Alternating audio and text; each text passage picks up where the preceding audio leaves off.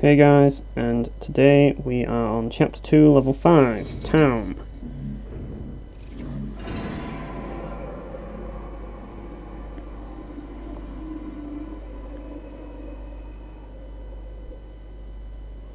Now, if you've played Warcraft 3, this level might feel quite familiar. Particularly if you've played World of Warcraft. Particularly if you played the instance Stratholme. Yes, this level is basically what I like to call the Culling of Stratholme, and I'm going to put that in the title because it makes so much sense. It's basically the Culling mission from Warcraft 3. The only difference is you are using wooden sticks instead of a giant hammer. That's basically the gist of it. The story of this level, as far as I'm concerned, is very much the same thing. Just swap Mal'Ganis with the Leper monks, as you're going to see eventually. But yes, these enemies are simply called zombies. That's it. They're just called zombies. They couldn't even think of a more creative name for them. But yeah, they're basically just zombies. But then again, the enemies in Warcraft 3 that you fight are also classed as zombies, which is quite interesting. Since, yeah, this level is literally the Culling of Stratholme. It is. Like, the entire design of this level is basically the same as Stratholme. If you've played World of Warcraft, then you'll know that this is what Stratholme looks like in World of Warcraft. And if you play Warcraft 3, you probably won't get it because it did look a little bit different. But you've got to understand that that Stratholme in World of Warcraft is after the mission of the Culling, which is after the Culling mission. So of course it's just been ravaged by Arthas after he slaughtered everyone in the slaughtered everyone in the city of Stratholme, as it was called a city in Warcraft 3, but it's just a town in this game, so I don't know the difference between a town and a city, but apparently this is a town and Stratholme is a city, so that's the only real difference. Everything else is basically the same, like fire coming out of the windows, all the old town signs, all the zombies around, well, unless you basically kill all the buildings, and yeah, unless you get to them before Mal'Ganis does, in which case you're actually killing innocent people.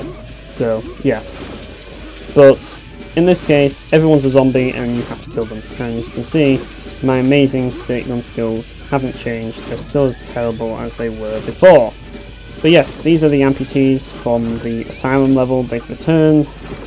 I'd say they're a lot less harmful than they were in the previous level, and these amputees particularly, they don't attack you based on what I've seen. Like, I've never been hit by them. I've walked right next to them and they're just basically just crawling on the floor for some reason. I don't know why, but it's like they've given up. So they don't want to kill me anymore. They're like, fuck it. But yeah, you have to be careful because there's going to be more of these. Particularly in this area, there is another amputee around, and this amputee will kill you. You can see him just there. He will attack you, so you do want to be careful when you're bunny hopping around. And you do want to be constantly moving in this level. This isn't a shoot first, ask questions later level, even though I make it look like it is. Yeah, my stick got stuck in the washing line. I don't know how that works, but okay. But yeah, this isn't a shoot first, ask questions level. This is a movement orientated level. This is all about dodging, and you want to dodge all the enemy attacks. So it's basically like Opera House, constantly bunny hopping, constantly dodging, and constantly staking. That's how you want to do the level. Now I'm using only the stakes in this level, just simply because the tarot card condition says use only the stake gun. So in a way it's a little challenge that I'm doing because I like to stay faithful to this level's tradition, which is using only the stake gun. And yeah.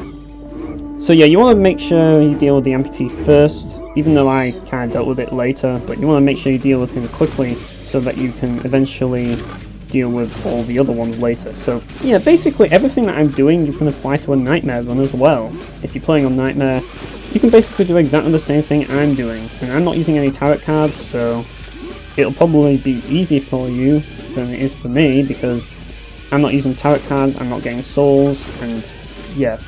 But you can apply the same strategy. It's pretty much the same thing, except it's on an easier difficulty. Now, another thing you might notice is that my health is 99. That's a glitch that's to do with version 1.64 It has been fixed in version 1.65, but I didn't bother downloading that because I like to stay official, you know what I mean, like the official game, and as such I get a few bugs here and there.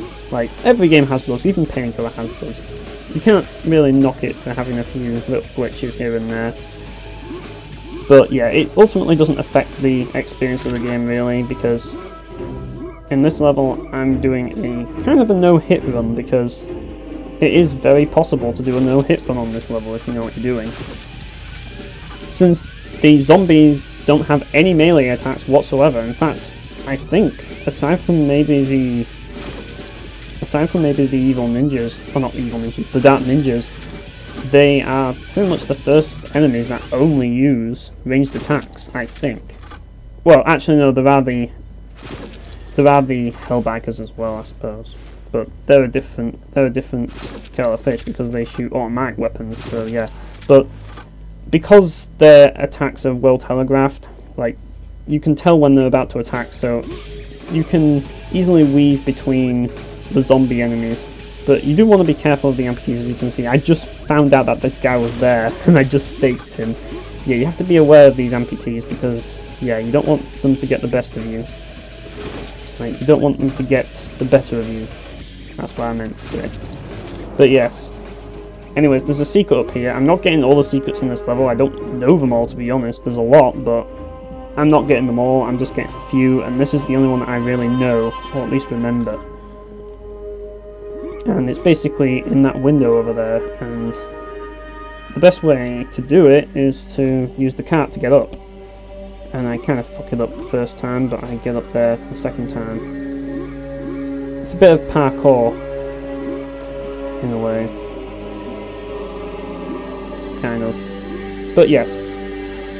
Anyways, this is where things start getting tricky in the level, as you will encounter a new enemy called Leper monks.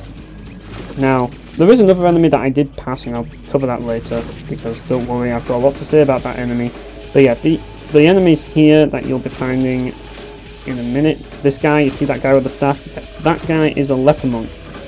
These guys are formidable. You do not want to go near these guys. They are very devastating if you get near them, because they will hit you with a AoE attack that will hit you instantly. So basically, if you're next to them, you're going to get hit. So you want to hit them at long range.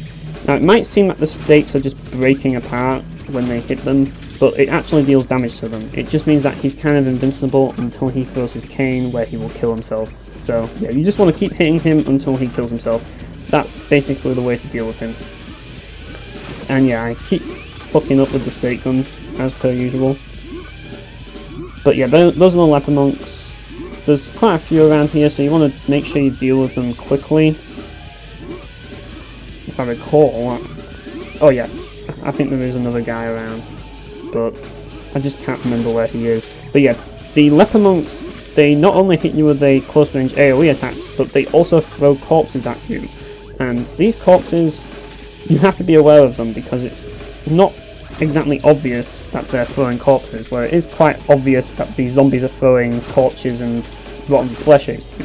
Which, yes, that rotten flesh that the zombies throw at you does damage you, so you have to be aware of that.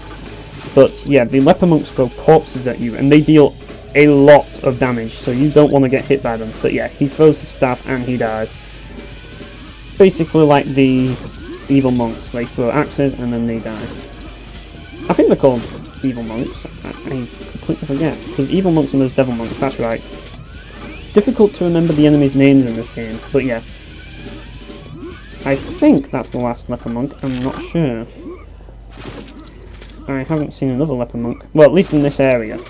This town square area. Which I really do like, this town square, like, I really do. This level is one of my favourite levels in the game. Particularly, it is definitely, out of all the levels in Chapter 2, it's my favourite level, period.